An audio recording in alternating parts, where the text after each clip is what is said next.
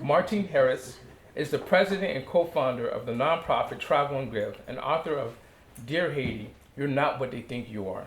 Since 2017, Martine has been recruiting volunteers to support teachers in schools and provide hands-on therapy for children in orphanages, presenting with congenital, physical, and cognitive and mental disabilities in Haiti. Travel and Give has recently expanded to Kenya. In January 2020, Martine released her first book, Dear Haiti, You're Not What They Think You Are. It's a combination of just like journals that she wrote, and it's an amazing book. I read this book. It just identified with it because being second generation, your Creole not being perfect, but you still want to make an impact in your country. So I'm so proud when I read this book and just meeting her and the work she does for Travel and Give. So I just want to know, like, you know, what was your inspiration of writing this book? What got you to? Well, I've been writing in journals since I think like second grade. And so I've always written about my days, my feelings, everything like that. But honestly, what happened was November 2019, I had a dream where I saw the cover of the book. And I knew I was in the earthquake in Haiti in 2010. So I wanted to do something. Like I wanted to either bring all my friends to Haiti in 2020 for the 10-year anniversary. But in November, I just like had a dream. And in a month, I put everything together. I had a blog and I had a journal. So I put everything together. And then I just published it, self-published. But I was just telling your wife, like, I was looking back, reading back and seeing how I thought at 20, 21, 22. I'm like, ooh. But I just left it raw, you know. So, yeah. No, that was, and what caused you to, you know, found Travel and Give? What was that impetus for you? Yeah. So, I guess it was just already written before I even came here. I chose it. So many different things happened that made me start Travel and Give. I'll start with my cousin. He was born in Haiti, deaf and blind in one eye. And so at 16 years old, when he was 16 years old, my mother had to adopt him because of the just the limited opportunities and limited resources for him and the verbal abuse that he ended up, you know, just things. It was very tough for him to live out there with a disability.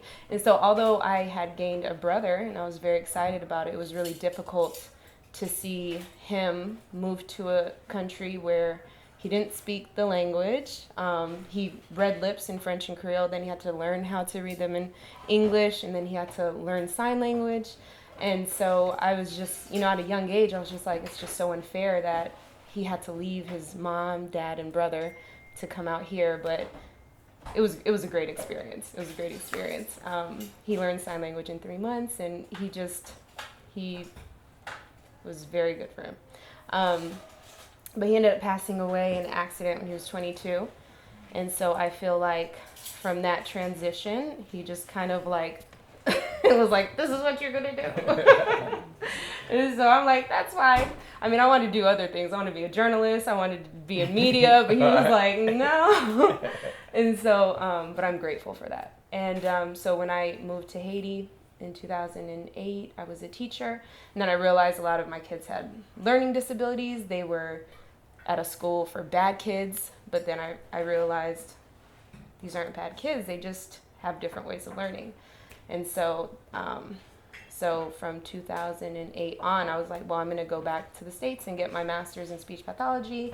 I'm going to bring, you know, professionals to Haiti and like teach communities on how to identify, how to create inclusive environments for people with disabilities, and teachers on how to include children with disabilities within the general education classroom. And so that's the journey. Let's take a moment. That was great.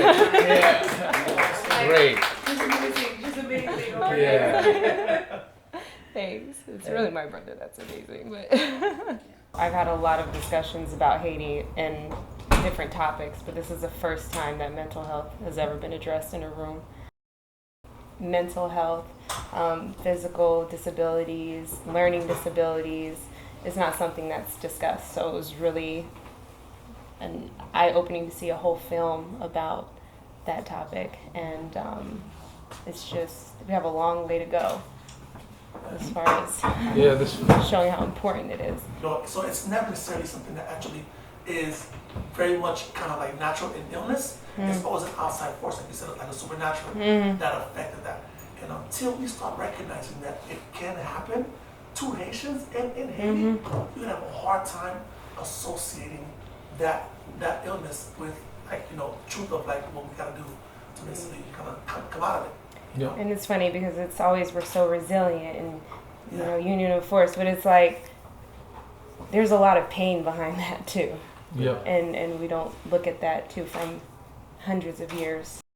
That everybody circumvents Haiti when they do work in Haiti, but you got to work with the Haitian professionals that are there. If you come from the U.S., because a lot of times we have Americans, we have this mentality when we go over there, we just got the solution and we just do whatever we want, but that may not work with the people, and people are doing things because they're getting funded, and there's 10 other NGOs are doing the same project instead of something for the people. So I think once the way that we do nonprofit or NGO work, it just has to be different. We have to do something to really help the people. Maybe they need a mobile clinic. They don't need, they need something that that's accessible to them versus what we're going to get grants for in the U.S. that helps us more. It doesn't make any sense. Like how much money actually goes to Haiti than the nonprofit basic industrial complex. 70% goes to that before it even gets to the people. You can look at the percentage that actually went to Haiti or went to Haiti, like 2 or 3%, all that money that went to Haiti.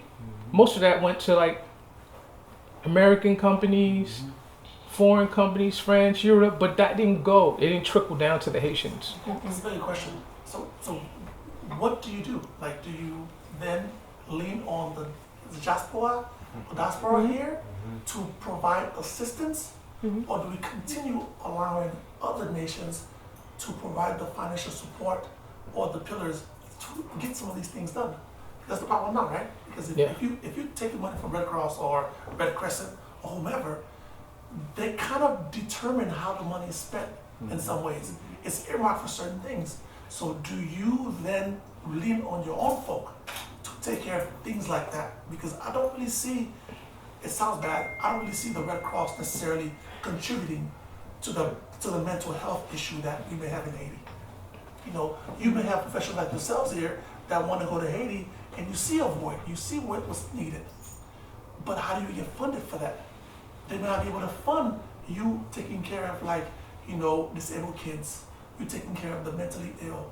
They may want that money to go towards something else. So then how do you think we could possibly galvanize our folk to move forward and support one another to actually get these things really done?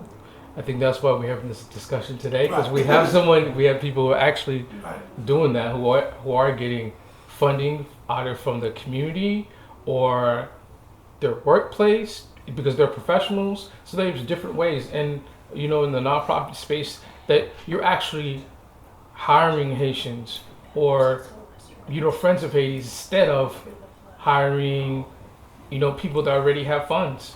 I think that's what's happening a lot of times. They're hiring people from their own country. They're from Dutch, they're hiring other Dutchmen. They're not hiring Haitians when they're there. It's the NGOs, right? The NGOs, yeah. So I think we just have to look at it differently. Just look at it with a different lens. And I think we come, because you see the second time of the earthquake, now people are asking the money to go to Haitian nonprofits and small business. We didn't demand that the first time. I love that. Because now we're like, we saw what happened 10 years ago. We can't continue because earthquakes are going to continue and things are going to happen in Haiti, but we got to find other ways. We have to be creative and just because if the money's not going to you, well, what's the point? How do you get funding for your own nonprofit, and how do you get support? It must be challenging. No, yeah, it's very challenging. I mean, it's just, I've been doing work in Haiti for so many years, so it's really just friends that support what I do and donate. They get their businesses to donate, or where they work, corporate sponsorship, and just word of mouth. And there's so many different ways that we're supported by people who travel with us or donate financially. You weren't raised like in a predominantly Haitian community and going there, so that's difficult to go and get trust. Like, how were you able to navigate that? Like, Oh man, I didn't navigate it well when I was there. I didn't. I mean, I just stayed to myself. I'm kind of an introvert, so it was tough. But I loved my students, and so those were like my little friends too. And you know, to this day, I still don't speak Creole, so that's one thing that I'm like. Now, if I went back to Haiti, I know, there's always that one. No, but now it's like, but I feel like if I went back now, I was very, very shy, and kids were always laughing at me because I didn't speak Creole. I'm like, how do you don't speak Creole? And then make fun of me when I would try. But now it's like, if I could take it back, if I could go back as myself now, I would just speak my broken Creole and learn it in like a few months. I wait to read the book too and then read your stories because I can't speak Creole either. Oh, so okay. It's gonna be something I can read. So I'm excited. Cool. Thanks. And just to let you guys know, in January we're launching a telehealth program so that our partners can, so we can continue to support our partners in the areas of mental health. So that's what I want to talk to you: speech, OT, PT, and behavior management. So we're partnered with orphanages and schools in both Haiti and Kenya, and yeah, so they'll have access to professional development courses and access to professionals so that we can help guide them as they work with the kids. So please spread the word. Like, we really are building our team now, and it's a lot of work because it's just like we need a larger team. Martine, so what kind of services are you offering now in Haiti, right? So telehealth, amazing, right? Because the pandemic forced us to kind of adopt these technologies. So that's awesome. But just wondering what kind of work you're doing now. You know, what is some of your focus areas? So prior to COVID, we were doing it in person. Okay. We were going like 5 times a year. Wow. And we were sponsoring children to go to school and stuff like that. We still sponsor a few children. But we just feel like with this telehealth program, it's going to be more impactful, and there will be longevity and it'll be self-sustainable, because now we're teaching people how to work with kids, you know, and just people in the community. We're educating the community about these disabilities, because speech and OT are not, and mental health are not really fields there aren't those specialties in Haiti, so. And so how are you being received? Like, how has your work and... Well, so we're working with organizations like nonprofits and orphanages that the organizations are based in the U.S., so they pay their teachers and their staff and everything, so they're very open-minded to these fields. Okay, that's great. Yeah. Also, I wanted to say, I think it's really cool anytime anyone speaks about Haiti. Like, it opens up a conversation about Haiti and to give people more questions. So even today when we're talking, it's like, okay, more questions about mental health, more questions about our nonprofit, more questions about where our money is going, and like, different things. So I like that too. Yeah.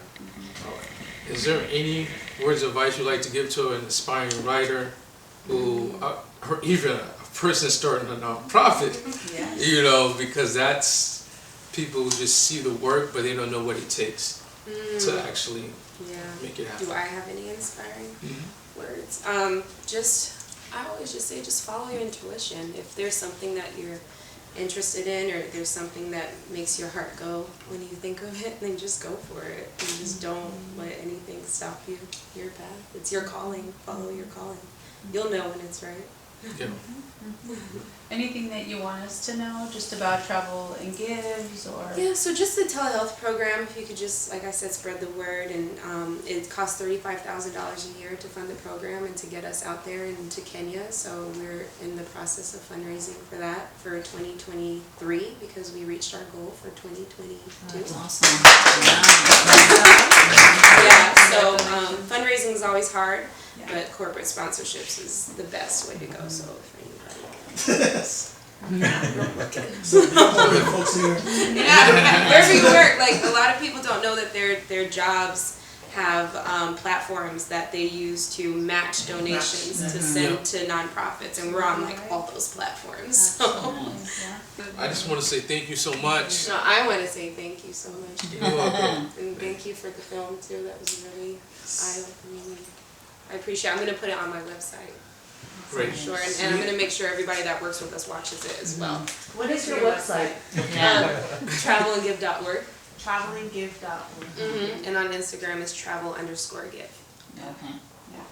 Thank you, thank you. Thank you And, so much. and I just want to say before that this is a big night for Jack because he's been kind of, I think, mentally thinking about something like this, right? To have like intimate conversations in our home. And so I just want to say that I'm really proud of you. Yeah. Yes, no, sir. it's All right.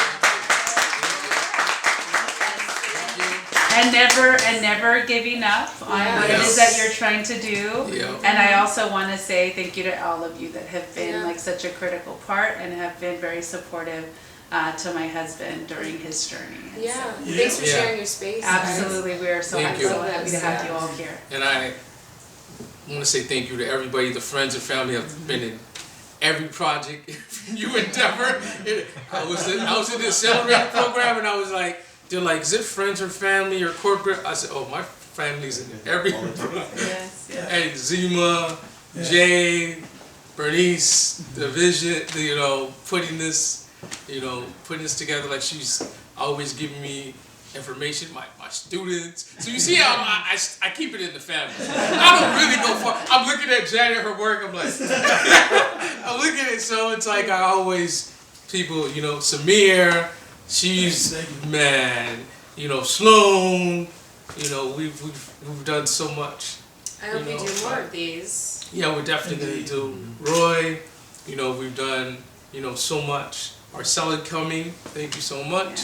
Yeah. Anthony,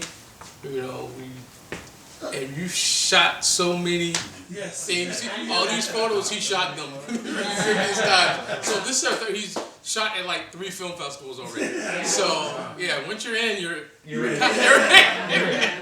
kind of in. So yeah, I just want to say this is an amazing experience of having our first Haitian art salon here today, and of the Haitian Bricolage Gallery, and just getting all this wonderful work and just changing the image of Haiti. That's what we're here for. Jack's also working with the LA Times right now, so some of this footage tonight will be used for a piece in the LA Times, which is a major deal because the LA Times is really tough. Yes. And then the other part is that Jack is working with UCLA, and we'll have co-curating a show with the Fowler Museum over there next year. And so that's a huge deal. We're looking at Cal Lutheran too. Oh, cool. So Cal Lutheran to bring a Haitian art show and to bring some Haitian films. So from the Haiti International Film Festival, this is our 7th year. And most of you have been here since the beginning. You guys have been here when it was 5 people. These are the I ride know or dies. they've been the ride or die. Slow too. He's been here. You guys been here when it was like 20 people in the audience.